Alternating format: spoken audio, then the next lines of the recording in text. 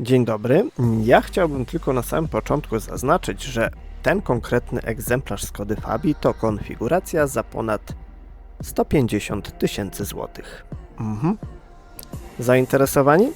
W takim razie zapraszam do oglądania mojego testu.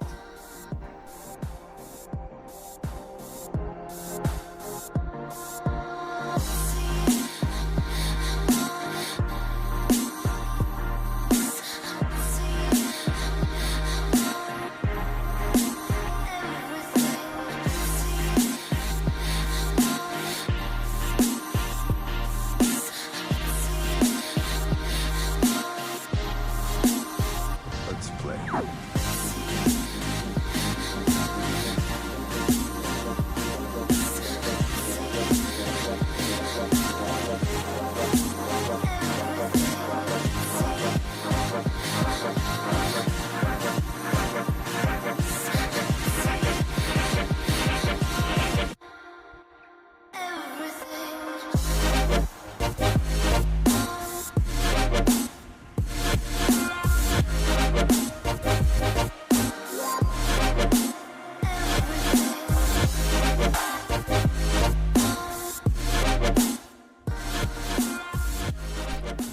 I już na początku wspomnę, żeby była jasność, to nie jest do końca zwykła Skoda Fabia, tylko specjalna wersja 130 Sport, więc ciężko do niej podchodzić w taki konwencjonalny sposób. Ale z drugiej strony to wciąż Fabia i teoretycznie kilka naklejek i mocniejszy silnik tego nie zmieni.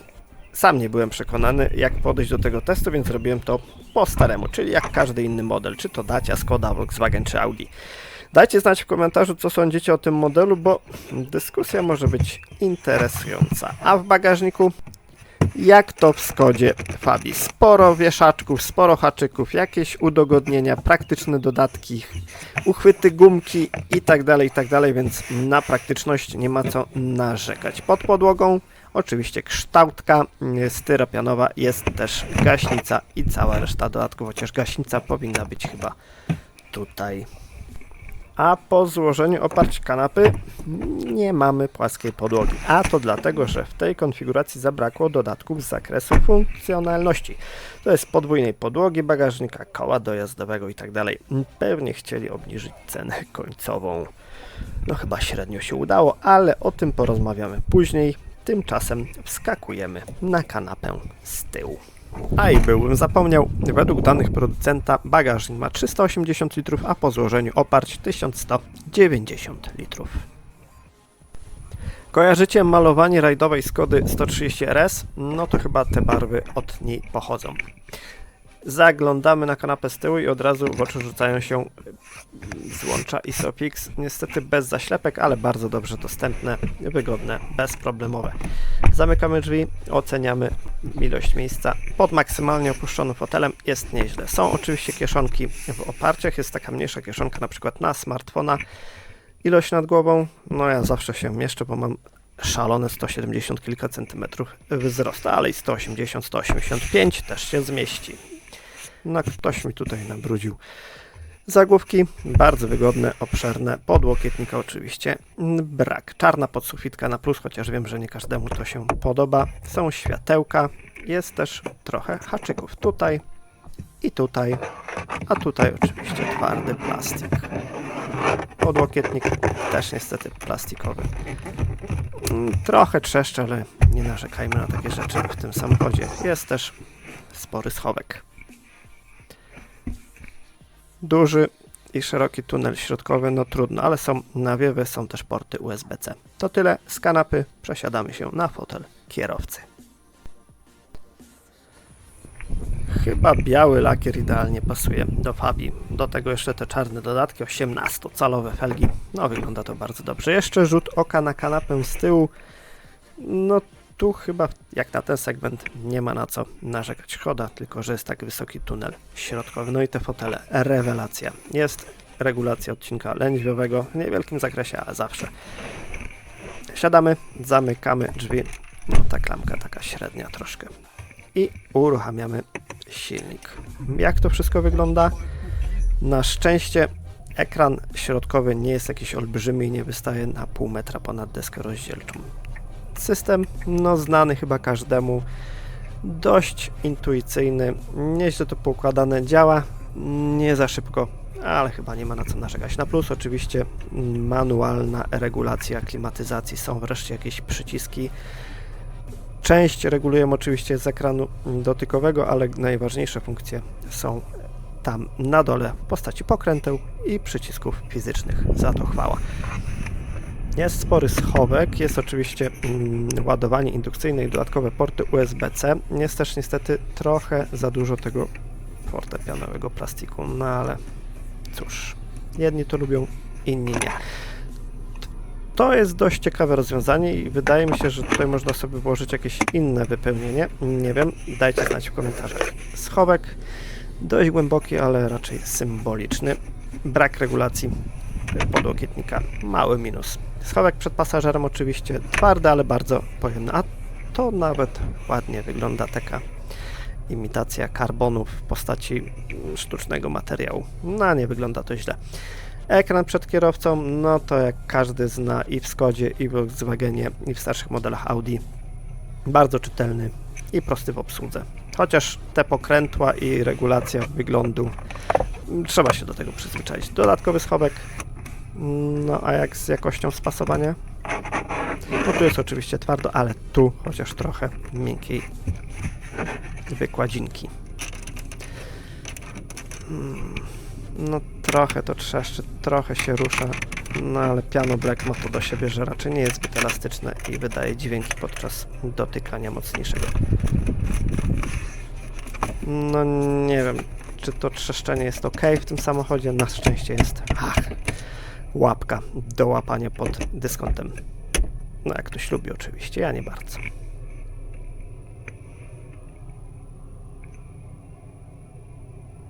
No to tyle chyba z wnętrza. Jak Wam się podoba, dajcie znać w komentarzach, a teraz zaglądamy pod maskę. A pod maską na pewno dobrze znany silnik 1.5 TSI Evo 2 bez żadnego wspomagania hybrydami czy innymi wynalazkami. 177 koni mechanicznych, 250 Nm momentu obrotowego. Napęd trafia oczywiście na przednią oś za pomocą przekładni DSG 7-biegowej. Przyspieszenie od 0 do 100 7,4 sekundy, prędkość maksymalna 228 km na godzinę. A jak to jeździ, ile paliwa potrzebuje? O tym już podczas jazdy testowej, na którą Was oczywiście zapraszam. Ale jeszcze zanim wyruszymy na drogę, sprawdźmy, czy ten ładny wydech do czegoś się w ogóle przydaje oprócz wyglądu.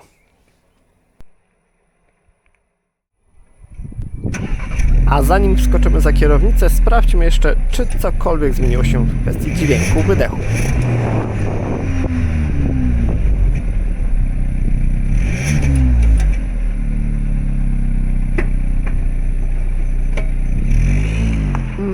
No chyba raczej nic.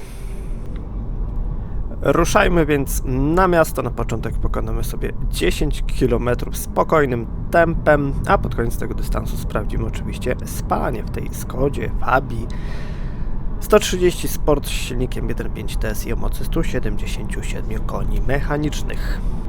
No więc właśnie chyba już wielu z Was doszło do wniosku, że Skoda Fabia w tej wersji to samochód pełen sprzeczności. Z jednej strony to wciąż ten sam rozsądny i praktyczny hatchback z segmentu B, który od lat, no powiedzmy, dominuje na polskich drogach. Z drugiej zaś to wyceniona na blisko 130 000 złotych w bazowej wersji. Rynkowa abstrakcja. Choć kwota ta w pierwszej chwili wywołuje niedowierzanie, to bliższy kontakt z tym jubileuszowym wydaniem z okazji 130-lecia marki pozwala zrozumieć, że mamy do czynienia z jedną z najbardziej dopracowanych i udanych konstrukcji w swojej klasie. Tak, nie boję się tego powiedzieć. Która mimo braku emblematu RS na grillu potrafi dostarczyć kierowcy niespodziewanie dużo czystej mechanicznej radości. Tak, mechanicznej, bo w tym aucie, jak na dzisiejsze czasy, jest sporo archaizmów, które chyba zaczynamy doceniać, szczególnie gdy na rynku pojawia się mnóstwo modeli głównie z Chin, w których na próżno szukać przycisków, tradycyjnej wajchy, hamulca ręcznego o silniku bez żadnego elektrycznego wspomagania. Nie wspominając, ale zanim przejdziemy do konkretów, zaserwuję Wam odrobinę historii, bo historia Fabii w Polsce to opowieść o budowaniu narodowej potęgi czeskiej marki. Bo pewnie wielu z Was pamięta pierwszą generację, która w wersji RS z legendarnym już dieslem 1.9 TDI pod maską udowodniła, że 130 koni mechanicznych w małym aucie potrafi zawstydzić niejedno auto sportowe. Druga odsłona z podwójnie doładowanym silnikiem 1.4 TSI była szalona, choć borykała się z chorobami wieku dziecięcego. Potem nastały czasy rozsądku, w których sportowe emocje zepchnięto na margines. A pewnym substytutem mogą być wersje Monte Carlo, ale w nich chodzi tylko o wygląd i odrobinę sportowych emocji. Wersja 130 Sport nie jest bezpośrednim następcą tamtych hot hatchy, ale stanowi swego rodzaju hołd dla 130-letniej historii producenta z Mladej Bolesław. To auto dla tych, którzy tęsknią za dynamiką, ale nie chcą rezygnować z codziennej użyteczności w mieście. Co zaskakujące, mimo zaporowej ceny, dealerzy notują sporą liczbę zamówień, co tylko potwierdza, że wciąż istnieje grupa klientów szukająca czegoś więcej w klasycznym, kompaktowym wydaniu. Wiem, pewnie zadajecie sobie to samo pytanie co ja. Kto normalny kupuje Fabię za tyle siana? Ale cóż, trzeba mieć fantazję i kasę. Tak czy inaczej, sama wersja 130 Sport to pokaz możliwości konfiguracyjnych Skody. Wizualnie auto odcina się od flotowych krewniaków licznymi czarnymi akcentami, mimo tego białego lakieru, ale można wybrać inny. Do tego są też dedykowane emblematy i bardzo bogate wyposażenie, które obejmuje niemal wszystko, co można zamontować w tym segmencie. Od zaawansowanych systemów bezpieczeństwa, aż po cyfrowe, oczywiście, zegary i rozbudowane multimedia. Niemal wszystko, bo cenę bazową możemy jeszcze podnieść o kilkanaście tysięcy, ale o tym później. Mimo tego luksusowo-sportowego sznytu Fabia nie straciła nic ze swojej legendarnej praktyczności. Wciąż mamy tu mnóstwo schowków, parasolkę w drzwiach i bagażnik, który swoją pojemnością zawsydza wielu konkurentów z wyższego segmentu. I żeby nie być gołosłownym, to bazowo mamy do dyspozycji 380 litrów, choć to pewnie zależy od tego, czy dokupimy pakiet z podwójną podłogą, czy dokupimy koło dojazdowe i tak dalej. Tak czy inaczej, jak na segment B jest naprawdę dobrze, bo w zasadzie to wciąż jest ta sama Fabia, którą bez problemu spakujemy na rodzinny wyjazd, tyle że teraz robi to w znacznie lepszym stylu i tempie. Prawdziwy skarb tego modelu kryje się jednak oczywiście pod maską, bo zamiast modnych układów miękkiej hybrydy, sercem pojazdu jest klasyczna jednostka 1.5 TSI Evo 2, z której wykrzesano dość potężne w tej klasie aut 177 koni mechanicznych oraz 250 Nm. W połączeniu z szybką, no powiedzmy, 7-biegową przekładnią automatyczną DSG, ten miejski hatchback staje się prawdziwą miniaturową rakietką. Suche dane techniczne mówią same za siebie, bo sprint od 0 do 100 km na godzinę zajmuje tu zaledwie 7,4 sekundy, a wskazówka prędkościomierza zatrzymuje się dopiero na wartości 228 km na godzinę. Dla porównania, wersja 150-konna, która również dysponuje momentem obrotowym 250 Nm, rozpędza się do setki w około 8 sekund i osiąga maksymalnie 222 km na godzinę. Niby podobnie, ale nie tylko o suche dane chodzi, tylko o wrażenia z jazdy. A te, muszę przyznać, są naprawdę rewelacyjne. Inżynierowie z Mlada Bolesław zmodyfikowali kilka rzeczy, m.in. kolektor dolotowy, tłumik, drganie oraz wahacze, a także na nowo zaprogramowali przekładnię DSG pod kątem zauważalnie szybszej pracy, co jest naprawdę odczuwalne w stosunku do konwencjonalnej wersji. W sumie tak powinno być w każdej, a nie tylko tej specjalnej, ale mniejsza z tym. Choć auto przyjęło obniżone o 15 mm zawieszenie z wersji Monte Carlo, otrzymało dodatkowo zupełnie nowy, przekalibrowany układ kierowniczy, gwarantujący dużo bardziej bezpośrednie reakcje i lepsze czucie drogi. To w połączeniu z niższym i odrobinę twardszym zawieszeniem oraz 18-calowymi felgami z oponami Continental Sport Contact w rozmiarze 215×40 daje naprawdę przyjemne efekty. Prawdziwą ciekawostką i w sumie gratką dla kierowców ceniących dynamikę jest dwustopniowy system kontroli trakcji i stabilności, dostępny wprost z menu.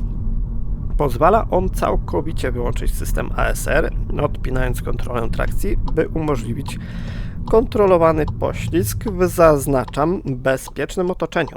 Swoją drogą drift Fabią, no to byłoby coś.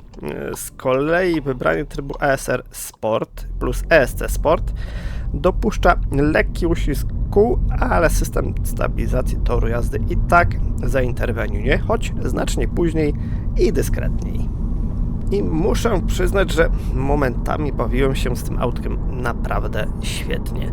Dynamika jest na tyle dobra, że na drodze potrafi bez najmniejszego problemu zawstydzić kierowców znacznie droższych i mocniejszych aut, którzy myśleli, że to tylko biała Fabia jakiegoś przedstawiciela handlowego. Swoją drogą ten kolor jest idealnie dobrany jednak. Poza tym brak elektrycznego wspomagacza w postaci instalacji miękkiej hybrydy MHEV owocuje bardzo naturalnymi reakcjami na wciśnięcie pedału gazu. Owszem, nie ma tego natychmiastowego kopnięcia silnika elektrycznego, ale nie ma też aż tak dużego zawahania skrzyni, czy też odczuwalnego włączania się jednostki spalinowej. Jak wspomniałem wcześniej, staromodna mechanika. No i jest jeszcze ręczny. Jak ktoś lubi szarpać za rękaw pod dyskontem spożywczym, to jak znalazł. Taki rękawek mu się tutaj spodoba. No ale Skoda Fabia to wciąż auto segmentu B, czyli raczej auto miejskie, więc dość istotnym aspektem jest spalanie w mieście. Sprawdźmy więc, jak to wyszło w naszym przypadku. Po 10 km raczej spokojnej jazdy po mieście wyszło średnio 6,8 litra na 100 km, jak bez hybrydy całkiem nieźle. A teraz sprawdzimy sobie spalanie na drogach podmiejskich przy prędkości od 70 do 100 km na godzinę. I tutaj no jest miłe zaskoczenie, ale nie uprzedzajmy faktów. Wracając do naszej bohaterki.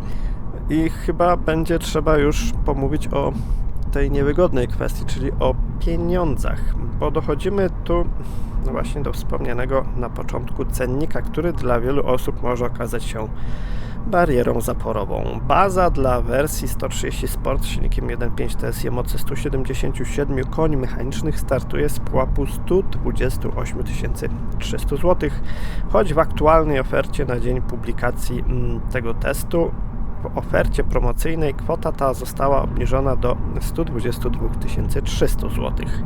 Kiedy jednak zagłębimy się w konfigurator i postanowimy dołożyć pakiety asystentów jazdy, dużą nawigację czy praktyczne dodatki do bagażnika i wnętrza, cena z łatwością potrafi zbliżyć się do absurdalnej wręcz granicy 160 000 złotych. Biorąc pod uwagę fakt, że to nadal segment B, jest to kwota, nie wiem, sami to nazwijcie w komentarzach, ale proszę z umiarem.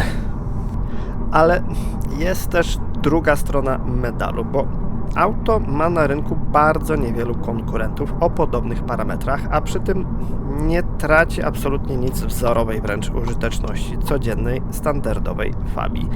W zasadzie podobny charakter ma Mini Cooper S w wersji 5-drzwiowej z 204-konnym silnikiem, ale tam zabawa zaczyna się od 131 900 zł, a może skończyć się pewnie w okolicach 180 000 zł. Ale i tak możliwości jest o wiele więcej. A jak ktoś chce wyposażenie John Cooper Works bez dodatków, zmieści się w okolicach 140 000 zł. No alternatywa, przyznam, dość ciekawa. Uparci mogą jeszcze szukać gdzieś Volkswagena Polo GTI czy Hyundai i20N, ale to już propozycje pewnie droższe i bardziej angażujące. Macie inne alternatywy?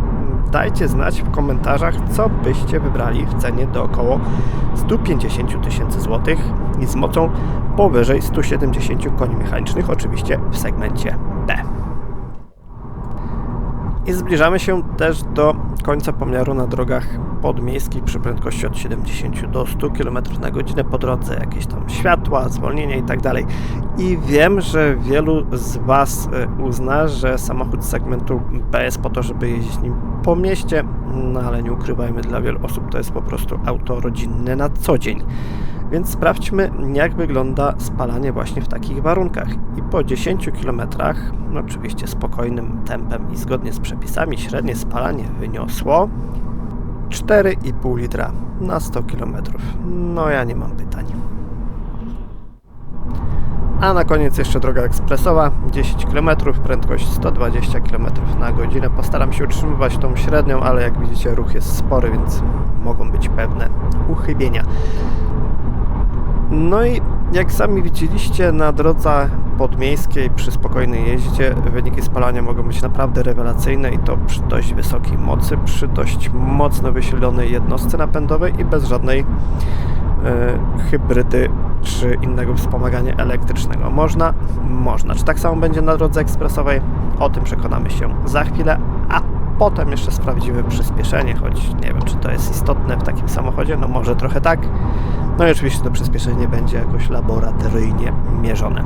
No dobra, chyba czas na podsumowanie, bo być może znów wiele osób się ze mną nie zgodzi, ale moim zdaniem Skoda Fabia w odmianie 130 Sport to obiektywnie i w sumie subiektywnie kawał świetnie zrealizowanej inżynierii, która udowadnia, że w segmencie miejskich aut nadal jest miejsce na uśmiech i sportowe emocje w trochę staromodnym wydaniu. Połączenie potężnego jak na tą klasę 177-konnego silnika, nieźle działającej skrzyni DSG, tak, nie boję się tego powiedzieć, oraz odrobinę usztywnionego zawieszenia stworzyło mieszankę niezwykle uniwersalną. Z jednej strony otrzymujemy wciąż bezkompromisowo praktyczne, przestronne i zwinne auto do codziennych dojazdów, z drugiej zaś dynamicznego pożeracza lewego pasa, który nie wymaga wsparcia ze strony skomplikowanych układów hybrydowych.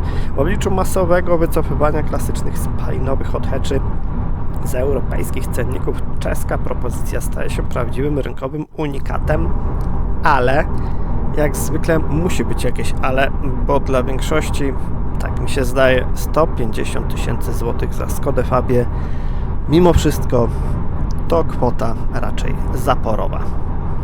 A jak jest ze spalaniem na drodze ekspresowej przy 120 km na godzinę? Też jest naprawdę nieźle. Średnio wyszło 5,4 litra na 100 km. A teraz sprawdzimy sobie jeszcze elastyczność od 90 do 120 km na godzinę w trybie zwykłym. No jak widzicie, nie ma z tym najmniejszego problemu. A teraz to samo, ale w trybie skrzyni S.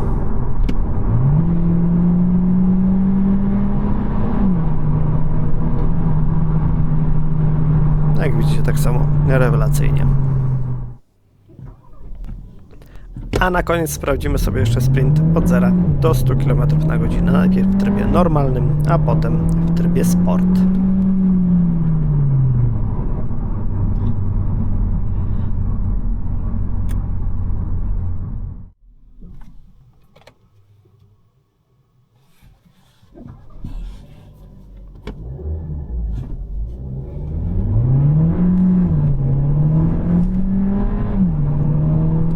I tak jeździ Skoda Fabia za ponad 150 000 złotych. Co o niej myślicie? Dajcie znać w komentarzach.